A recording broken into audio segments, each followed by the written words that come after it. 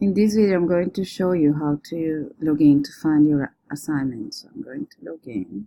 Probably use your email. I'm using this student ID.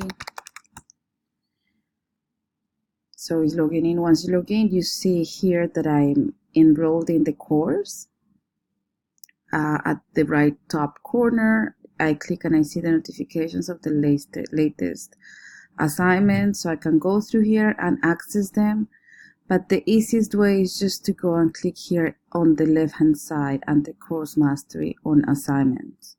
So I click here and I see all the assignments that I have.